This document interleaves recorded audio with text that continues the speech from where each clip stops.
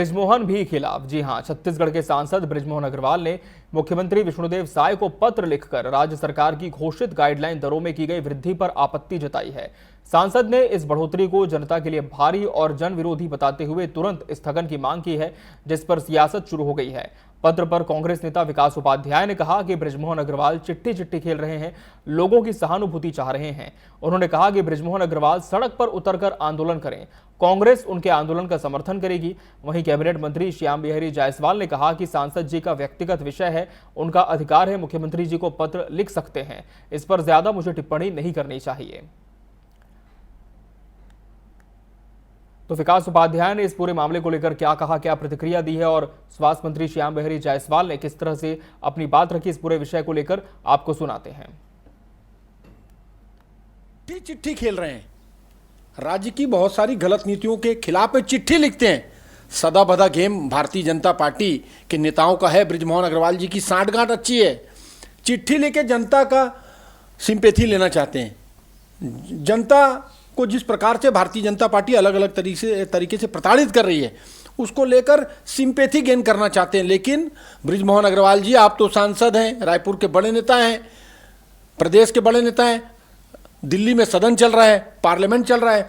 मोदी जी से और अमित शाह जी से राज्य सरकार ओपी चौधरी जी की शिकायत तो कर दीजिए, किस प्रकार से मनमानी इस प्रदेश में कर रहे हैं। आप चिट्ठी आपने लिखा, उसको सार्वजनिक किया, जब सार्वजनिक चिट्ठी कर सकते हैं तो वहाँ शिकायत भी कर दीजिए। और तो और आप जनहित में आपने चिट्ठी में बड़ा प्रेम पत्र लिखा है, उसके अनुसार आप रायपुर की सड़कों पर आप जनप्रतिनिधि हैं, कोई अन्याय होता है, कोई गलत चीज़ होती है तो जनप्रतिनिधि नेता उसका विरोध करता है, समर्थन के लिए सड़क पर उतरता है। आपसे निवेदन अनुरोध है कि आप रायपुर के सांसद हैं, चिट्ठी बहुत बार लिखते हैं, आप सड़क पर उतरकर इस जमीन गाइडलाइन के मामले पर आंदोलन करें, हम आपके साथ खड़े रहेंगे। लोगों को बेवकूफ़ मत बनाएं।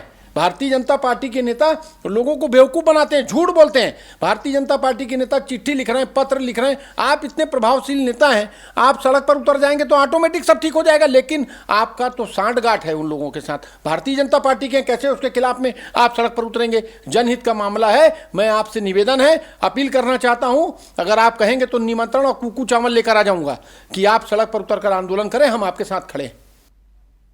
देखिए, ये उनका माननीय सांसद जी का व्यक्तिगत विषय है और उनको अधिकार है, वो माननीय मुख्यमंत्री को किसी प्रकार का पत्र लिख सकते हैं।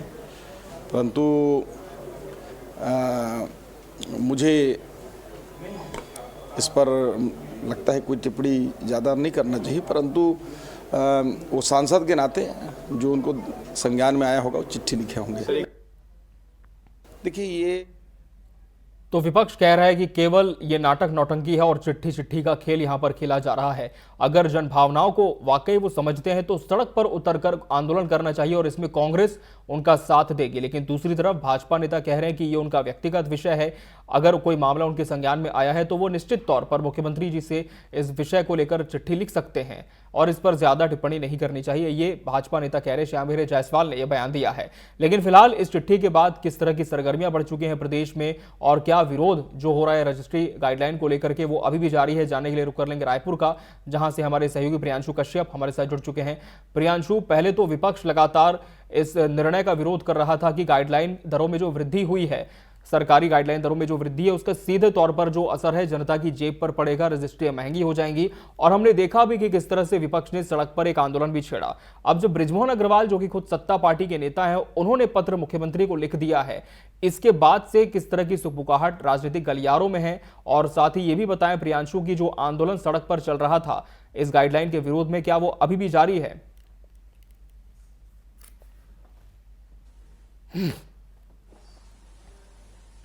जी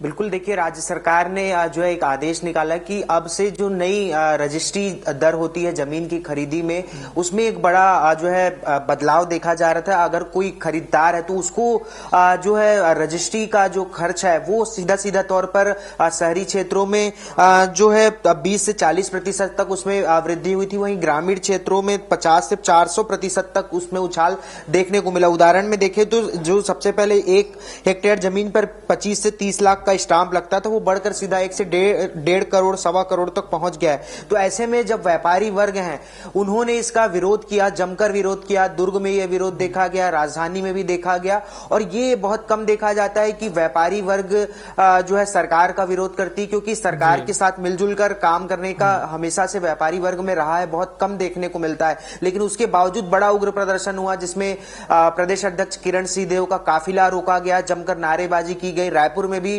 प्रदर्शन हुआ। और इसके बाद जो सरकार के लोग थे, वित्त मंत्री हैं, तमाम मंत्रियों ने जो है इसको एक बेहतर फैसला बताया, उसके पक्ष में अपनी बात रखने की कोशिश की कि रजिस्ट्री का फैसला सही है, बेहतर है। लेकिन एकाएक जब रायपुर के ही कद्दावर नेता और वरिष्ठ पूर्व मंत्री हैं और सांसद हैं बृजमोहन अग्रवाल, वो पत्र लिखते हैं मुख्यमंत्री को कि ये लोकतंत्र सर्वोपरि है, जनता का हित, वरिष्ठ नेता अगर पत्र लिख रहा है तो ये बहुत से सवाल खड़े कर रहा है, क्योंकि बृजमोहन अग्रवाल अपने अनोखे अंदाज में पत्र लिखने के नाम से जाने जा रहे हैं। जब से वो सांसद बने हैं, इससे पहले भी उन्होंने एसआई भर्ती परीक्षा में जो अनियमितताएं थी उसको लेकर पत्र लिखा था, जो अनुकंपा नियुक्ति के लिए बहुत सी महिलाएं जो लंबे समय से प्रयासरत थी उनके लिए लिखा, और अब जो है जमीन की खरीद बिक्री में जो गाइडलाइन में जो वृद्धि हुई है उसको लेकर अब पत्र लिखे। लेकिन इसको लेकर अब बीजेपी का स्टैंड क्लियर समझ नहीं आ रहा है। वो बीजेपी कह रही है कि उनका व्यक्तिगत है, सबको अधिकार है मुख्यमंत्री को पत्र लिखने का, लेकिन इस पर सियासत भी शुरू हो गई है। कांग्रेस का कहना है कि बृजमोहन अग्रवाल जब जन नेता बनते हैं तो सड़क पर उतरकर प्रदर्शन करना चाहिए उन्हें अपनी ही पार्टी के खिलाफ, और अगर वो ऐसा करते हैं तो हम उनको निमंत्रण देकर आएंगे, हम उनका स्वागत करेंगे। ये कांग्रेस के पूर्व जो संसदीय सचिव विकास उपाध्याय कह रहे हैं कि जब बृजमोहन अग्रवाल सड़क पर उतरकर अपनी ही सरकार के खिलाफ प्रदर्शन करेंगे तो सरकार की तरफ से उनको सहमति मिलेगी। तो इस पर अब सियासत भी पूरे तरीके से देखी जा रही है रजिस्ट्री को लेकर। लेकिन जिस तरीके से बृजमोहन अग्रवाल अपनी ही सरकार में मुख्यमंत्री को पत्र लिख रहे हैं, ये बहुत से सवाल जो है खड़े कर रहा है कि किस तरीके से कहीं ना कहीं, क्योंकि जब बिजली का मुद्दा भी आया था तो उन्होंने कहा था कि हाफ बिजली बिल योजना को कम इसलिए किया गया था कि जनता समझे, लेकिन जनता ने नहीं समझा, इसलिए उसे 200 यूनिट कर दिया गया। तो इस पर भी उन्होंने असहमति जताई कि नहीं होना चाहिए था एक तरीके से इनडायरेक्टली। और अब यह पत्र साफ तौर से यह दिखाता है कि सरकार के इस फैसले से बृजमोहन अग्रवाल भी खुश नहीं है। इसके बहुत से मायने अब राजनीतिक गलियारों में निकाले जा रहे हैं। जी बिल्कुल, और काफी मुखरता से अपनी बात भी वो रख रहे हैं, हालांकि सत्ता पार्टी के ही नेता और अमूमन ऐसा देखने को नहीं मिलता है। वहीं दूसरी तरफ इस निर्णय के खिलाफ विरोध की अगर बात करें प्रियांशु, तो अभी क्या देखा जा रहा है, क्योंकि रायपुर में, दुर्ग में जगह जगह पर व्यापारियों ने प्रदर्शन किए जैसे कि आपने बताया, लेकिन वर्तमान में क्या स्थिति है? क्या आगे भी इस तरह के आंदोलन की कोई योजना है, या सरकार से उनका कोई प्रतिनिधिमंडल मुलाकात कर सकता है ताकि इस निर्णय में कहीं ना कहीं कोई सहूलियत उन्हें दी जाए?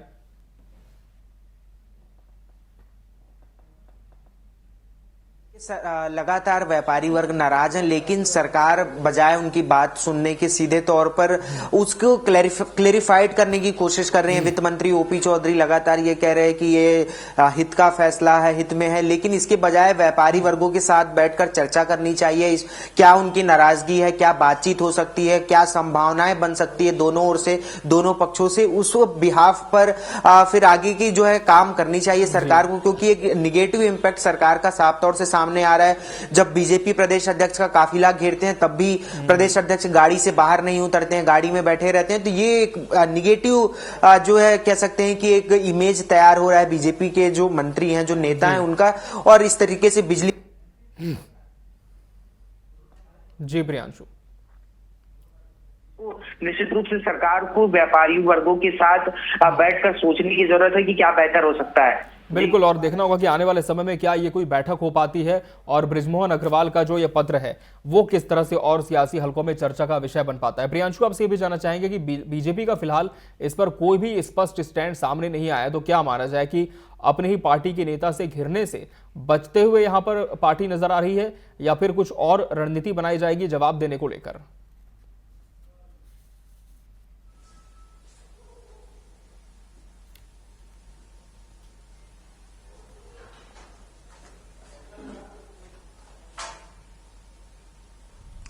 बिल्कुल देखिए, जिस तरीके से बृजमोहन अग्रवाल लगभग 4 से 5 ऐसे विषय सामने आए, मूर्ति को लेकर भी उन्होंने पत्र लिखा था जो चंद्रकोरी में बनना था। जी, जी। तो साफ तौर से ये जनता के मन में ये भावना आ रही है कि बृजमोहन अग्रवाल जन नेता हैं और जब सरकार जनहित को छोड़कर कहीं ध्यान भटकता है तो कहीं न कहीं बृजमोहन अग्रवाल उनको याद दिलाते हैं अपनी सरकार को। तो बृजमोहन अग्रवाल की छवि और उनका कद बढ़ रहा है, लेकिन कहीं न कहीं सरकार पर इसका निगेटिव इम्पैक्ट पड़ रहा है कि उनकी ही कोई वरिष्ठ नहीं सरकार के मुख्यमंत्री को पत्र लिख रहे हैं, तो क्या उनकी बात नहीं सुनी जा रही है या फिर वो सामान्य फोन करके भी या अन्य अनौपचारिक रूप से अपनी बात कह सकते हैं। बिल्कुल, और न सिर्फ पत्र लिखना बल्कि पत्र को सार्वजनिक भी करना, ये अपने आप में कई सवाल खड़े कर रहा है कि कहीं भीतर खाने भी कोई नाराजगी तो नहीं चल रही है।